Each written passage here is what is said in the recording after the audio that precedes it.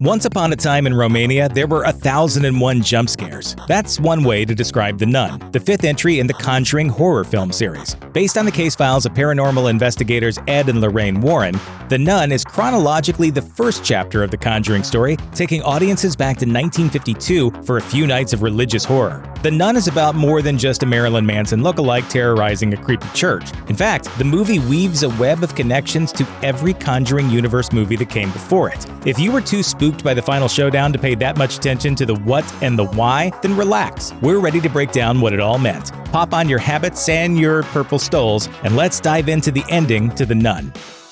The foreshadowing. Something is off about the Abbey of St. Cardus when the protagonists first arrive. Father Burke and the novice sister Irene are there investigating the death of a nun, suspected of taking her own life. Their inquiry is aided by a French-Canadian expat named Maurice, aka Frenchie. As for the nuns of the Abbey, they seem to be of no help, if they're around at all. The visitors from the Vatican are greeted by the Mother Superior, an inhospitable hooded host who's basically a nunnified Darth Sidious. Other than her, the place at first seems suspiciously empty. It turns out that there's a good reason for that. The God Squad.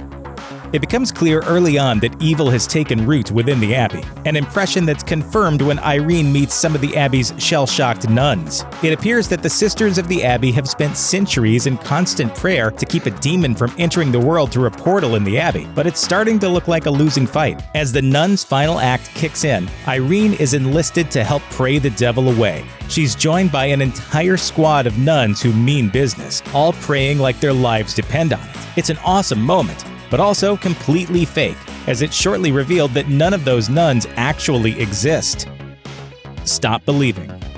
When Burke and Frenchie reunite with Irene, their presence snaps the sister back to reality. She's not fighting off the demon nun with a group of other Catholics. Instead, she's having an incredibly complex vision, seeing what appears to be the last stand of the Abbey's now-dead residents. Irene and Burke realize that they have been alone inside the Abbey the entire time, save for the demon Valak and his minions. It's revealed to the audience that the two nuns from the opening scene were actually the final two nuns in the Abbey, trying to keep Valak from possessing a human and entering the world beyond St. Carda. They realize that the nun they're investigating didn't die in sin, she died in an act of sacrifice. With this truth revealed, it's time for the final showdown with the big bad nun.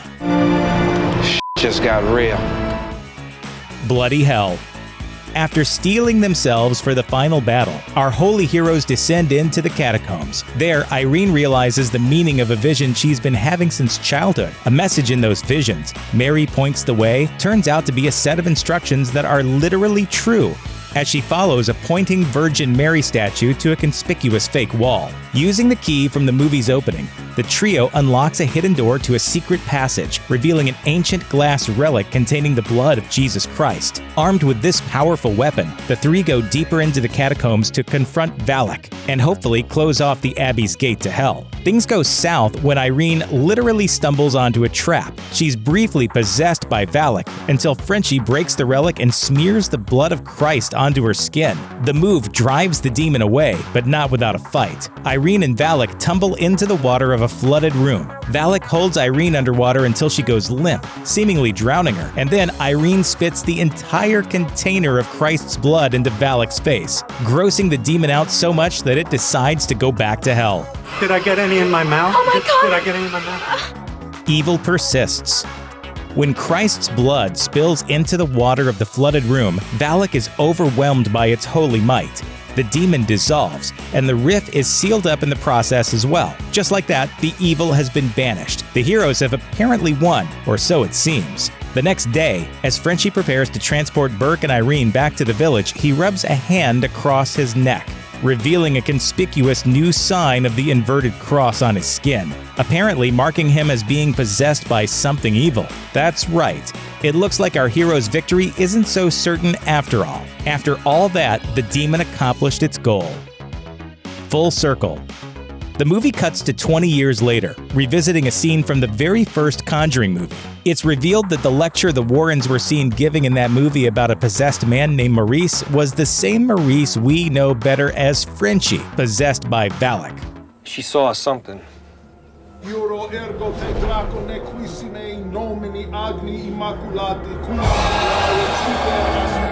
During the encounter, Valak touches Lorraine and triggers within her the vision of Ed dying that haunted her all throughout The Conjuring 2. Turns out, the visions the Warrens had of the demon nun in that movie all came from this encounter with Maurice, meaning their climactic battle was set into motion before the events of the first movie had even happened. Just like that, the movie ties the whole series together, drawing a straight line from the events of St. Carta to the Warrens' final showdown with the demented demon, making The Nun and the two Conjuring movies a complete story about a 30-year struggle between the forces of good and evil.